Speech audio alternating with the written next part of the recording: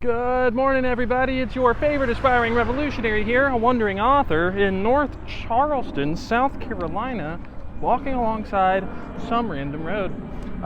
As you can tell, the city has nice sidewalks here. I just got out of the gym.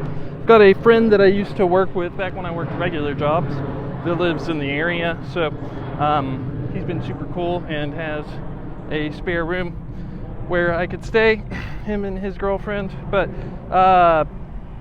anyways, we're going to continue discussing the Greco-Persian Wars. And as always, my message remains the same: spend less, live more, earn your freedom with frugality. As you guys remember yesterday, after the Ionian Rebellion, Athens kind of pissed off Persia, the Achaemenid Persian Empire, and they ended up winning after Persia under Darius, the King Darius, Cyrus the Great's son, tried to invade, and they won at the Battle of Marathon, surprisingly. And because of this, they were able to repel the main invasion force. However, Darius was so upset about losing that at the end of all this, he tells his son, Xerxes, the Persian king from the movie 300, if you've ever seen that, hey, you've got to go finish off these Greek folks. So, we ended with the formation of the Hellenic League, which is kind of like a Greek version of NATO, way back in the day. And then we get to one of the most famous events and battles in all of history, Thermopylae.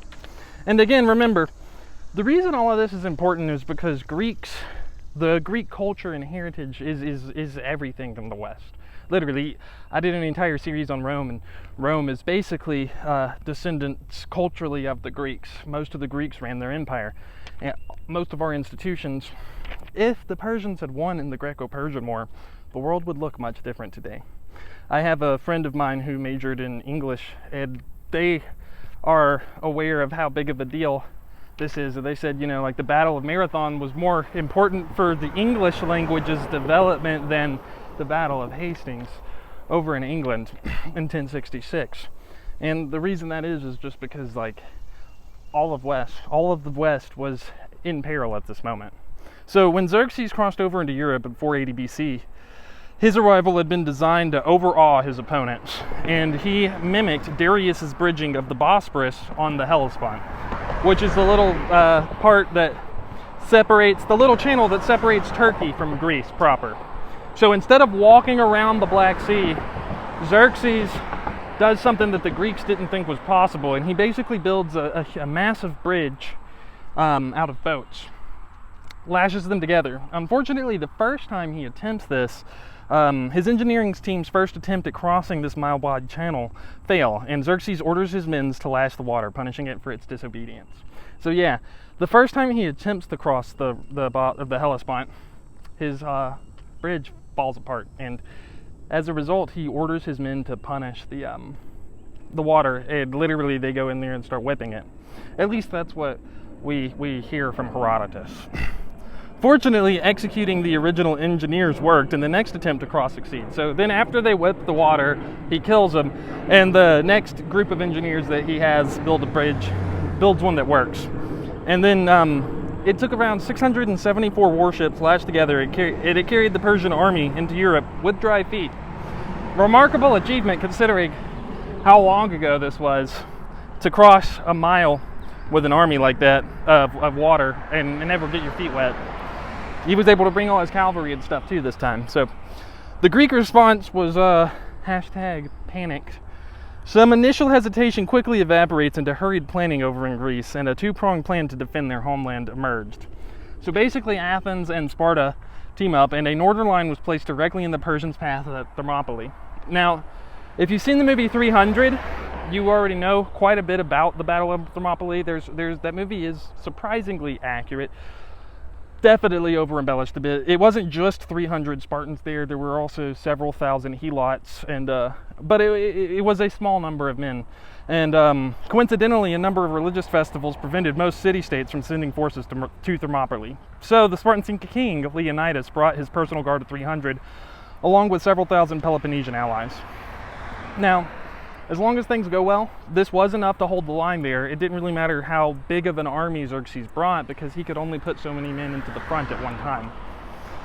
And then, at the same time, there was the fleet at Cape Artemisium, and it possessed enough strength to halt the Persians' advances, but they disengaged after learning about the defeat at Thermopylae. So the 300 Spartans and their several thousand allies are able to hold off the Persians' advance for like 3 days, and he's got hundreds of thousands of men. The fleet, the Athenian fleet, was pretty powerful, and they don't have an issue holding off the Persians, but after 3 days, the Spartans get killed, and then the fleet pulls off. Now, Herodotus quotes a poem inscribed at Thermopylae, originally written by Simonides at Chios, where he says, "Go tell the Spartans, thou who passeth by, that here obedient to their laws we lie." So, even at the time, the Greek people understood that, like, this battle was a big deal, right? They were aware that they were making a huge stand against a massive empire, and comparatively, the Greeks were tiny.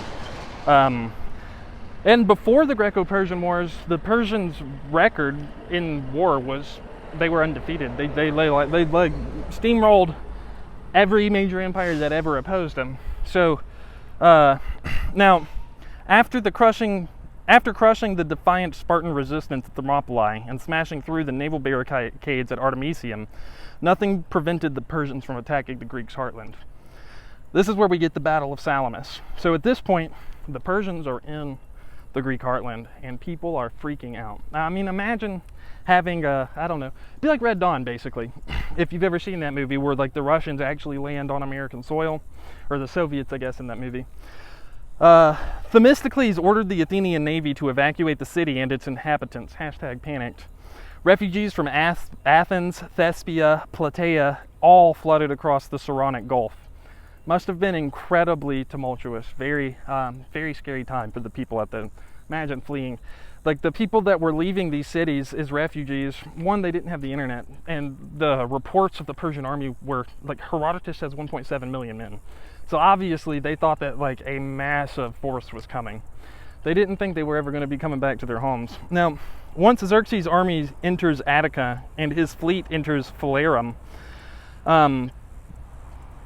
everybody is basically, most of the high command abandons hope. Like, they're no longer thinking about holding on to Greece. They're thinking about fighting a retreat west, basically. And the Acropolis at Athens took longer to scale than anticipated, but the Greek forces at Salamis could see the burning city after its fortifications had fallen.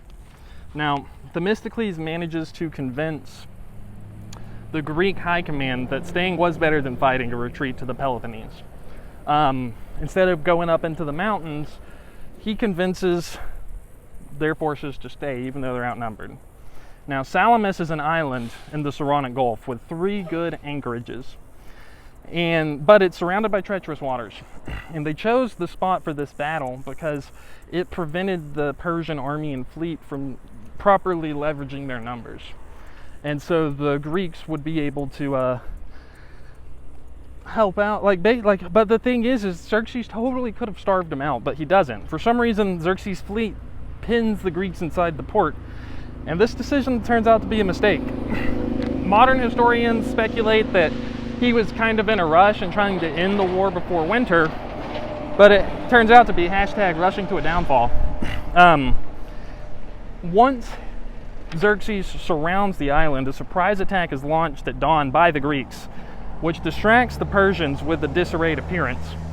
So, and this may have been their plan. Themistocles was a very smart general, so he may have actually basically told his fleet to look like they were scattered and in disarray, not like an organized attack. Basically, the Persians take the bait, they follow the retreating Greeks, and while they're doing this, they exhaust their oarsmen. These aren't sail-powered ships. The triremes on the Greek side and on the Persian side, They have to be powered by manpower.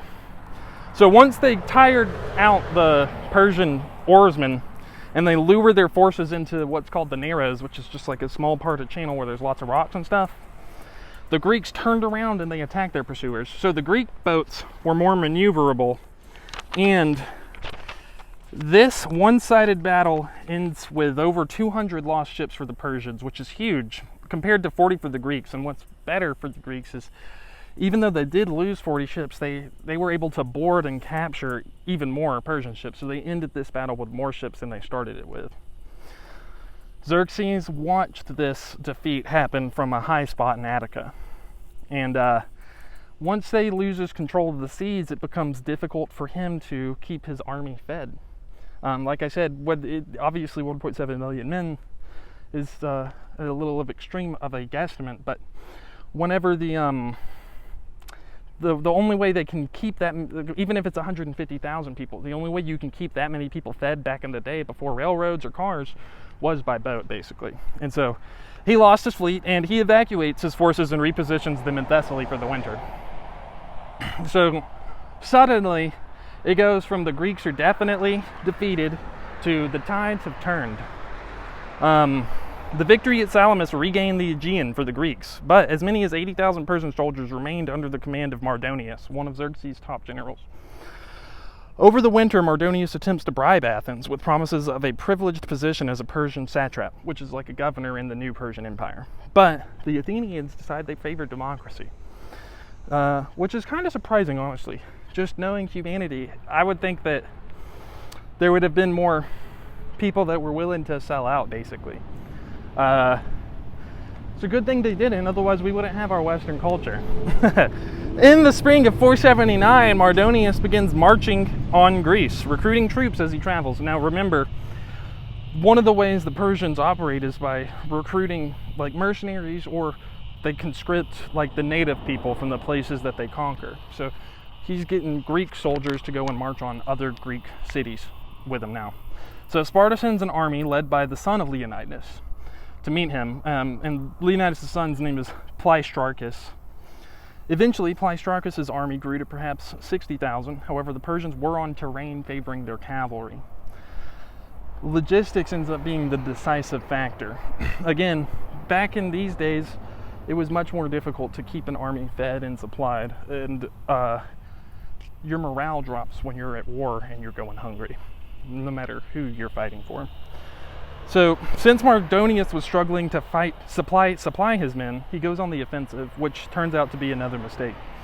His cavalry intercepts Greek food and water, though, forcing them to go without for several days. And as a result of this, Pausanias hatches a plan, one of the Greek generals, and moves to Plataea. Whenever this happens, the Persians mistake their movement for a disorderly retreat and order a general attack, which puts their cavalry in a disadvantageous terrain. Now, what surprises me about this is it's almost the same tactics that worked at the Battle of Salamis, which the Persians just lost not long ago. It's just on land with cavalry this time instead of boats. So once they pulled the Persian army away, the Greeks turned to face them, just like they did at the Battle of Salamis. And several pockets of fighting occur on the battlefield, but at this point the Greek hoplites are pretty OP. They prove superior to the conscripts from the Persian army. If you've ever seen the movie 300, you've seen the battles. And after killing Mardonius, the Persian armies flees, including their cavalry, and the Greeks are able to kill even more of the fleeing Persians as they run away. Hashtag kill streak. Simultaneously, an Athenian fleet was waiting at Delos, and another Spartan king, Leochidas, and an Athenian general, Xanthippus, coordinate a final assault on the last Persian position. In the final attack, the Greeks that are in the army, the Persian army, turn on the Persians, the Samnians, and the battle was a rousing success. Hashtag invasion repulsed. And that is it. So at this point, the Persians are going to flee, but this is not the end of the overall war. This is just like the end of the first phase. Now, the Greeks have repelled the major initial Persian assault. But freedom has not been won forever, just for the day. Again, it's interesting to me to see that the tactics the Greeks used to win, I believe, I think one of the big issues is that let the Greeks win over the, on paper, superior Persian army was the beliefs they held, right? So the Persian army, like I said, they have those Greek conscripts. The people fighting for the Persian sides didn't care as much about fighting for it, right? They would probably be way more willing to give up. But the Greeks, even though they were outnumbered, they were fighting for their freedom, their liberty, democracy, really passionate and moving emotions that can compel man to do impressive things. And I definitely think that the first phase of the Greco-Persian War is a clear demonstration of the power beliefs have in our lives. So, it's kind of inspiring, right? Anyways, that's all I've got for you guys today. I think tomorrow we're going to do some more American history, or possibly some, I might go into some neat siege here soon. I'll be here in South Carolina for at least another day or two, possibly until the weekend. But after that, I'll be heading back towards my home, which is in Alabama. Anyways, as always, my message remains the same: spend less, live more. Earn your freedom with frugality. What are y'all doing in order to inspire, uplift, and empower your community today? Because this world isn't changing unless we all do our part, and you can count on me to do mine daily. Till next time, I love y'all.